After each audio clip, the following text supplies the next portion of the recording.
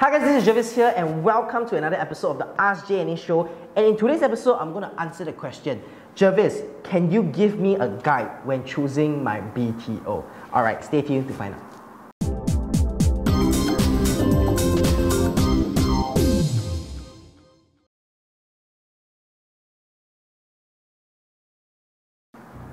Okay, so I hope that you have already enjoyed the past two videos of the BTO series where I covered with you exactly which regions are performing the best, why HDB is getting their $1 million mark. If you haven't watched those videos, go to the previous videos to watch them, okay? And in today's episode, I'm going to answer one of my followers' questions as to, Jervis, can you provide a guide when choosing a BTO?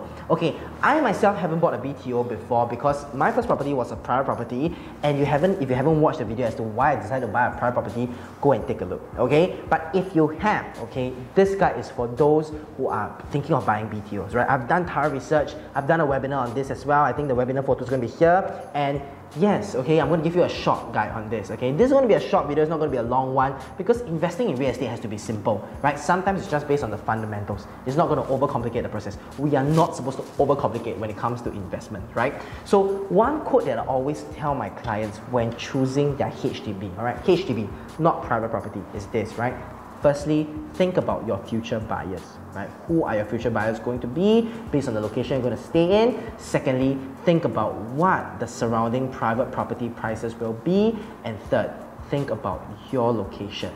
Okay, so there are really a lot of individuals after the webinar last week who's meeting me privately one-on-one to select the right BTO for them. Okay, and I'm really thankful that I have the opportunity to help you select the dream home to start a family in. That to me is actually really amazing. Okay, so to me, the guide when choosing your BTO only has 4 steps. Okay, the first step is you got to ask yourself, when you choose this BTO, are there better alternatives in your locality? Okay, not are there better alternatives in Singapore, right? In your locality, right? I would say about a 1 to 2 km radius, okay? Because that being said, you must ask yourself, how are the surrounding HDBs like?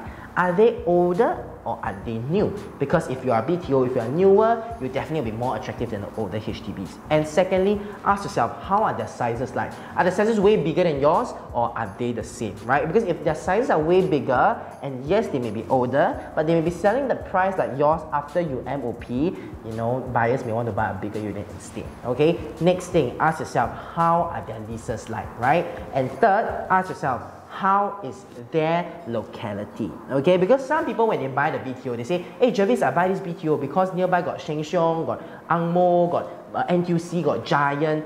So people definitely want to buy my BTO. But then when I zoom in and we take a look at this entire place, right, we realize that actually this area got another 12 blocks of HDBs. And that's scary, which also means that you're competing with 12 blocks who are in the same locality. So future buyers who come in, they have total 13 blocks to choose from, not just your block, right? Even though yours is a new BTO, right?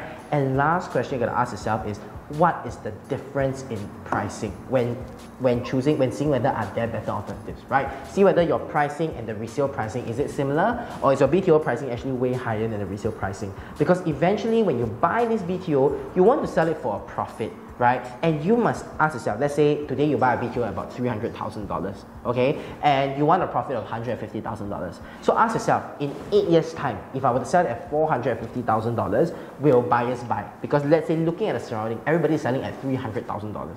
There's a possibility that buyers won't buy, but if surroundings are going at about 400, 380, yes, buyers will buy because yours is newer, okay? So this is the first step. Ask yourself, are there better alternatives, right? Second question that I have for you is, how are the differences in the price for your particular block and development?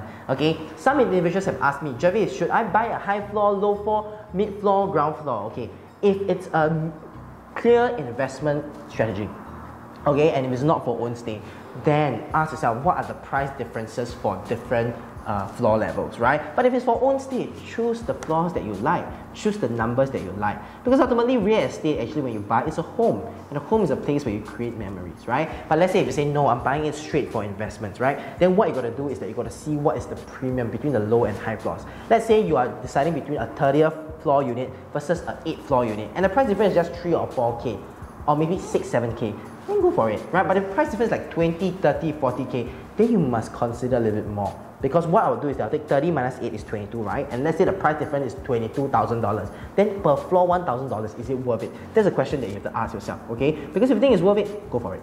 Alright? The next step that a lot of people miss out, okay, and we always do that for all our clients, is that you have to look at the URA master plan. You have to know what are the surrounding going to be like in the next 10 to 15 years, okay? Because some people, when they buy a HDB BTO, they know that there's going to be a sea view in front of them, right? But because they did not check the URA master plan, in the next 5 or 10 years, there's going to be a high-rise building right in front of them. And when that happens, regardless of how high floor you're going to buy, the price is not going to be different because the view is going to be the same. So go and check it. If you don't know how to check it, contact me and I will help you in looking at that area, okay? So don't worry about that, okay? And ask yourself, are there going to be new developments? And what kind of developments, right? Are there going to be like commercial shops? Are there going to be new private properties? Is there going to be a new MRT line coming up? So these are the things that you have to check the URA master plan, all right? And lastly, ask yourself, what is your exit horizon? Are you thinking of staying in this BTO for a long term?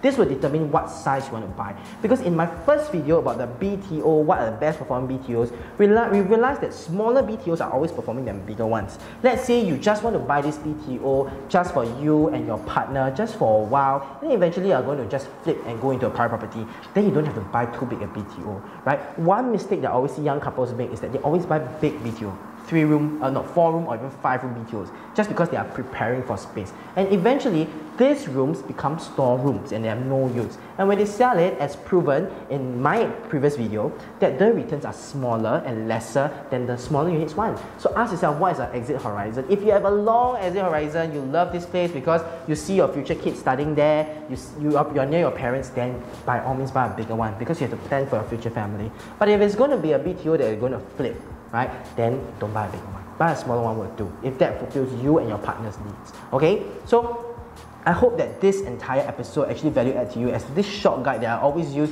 when helping my clients choose their BTOs, right? If you love this video, share it with those who want information like this. Because I believe that in this market, no agents are talking about BTOs because simply put, we do not earn a single commission from selling or buying BTOs. But being in J&A Real Estate, we believe that we have to be the brand of our generation. We believe in being 100% objective in our brand, in our advice, and we believe in just value adding to all of you who spend your time watching this video till the end.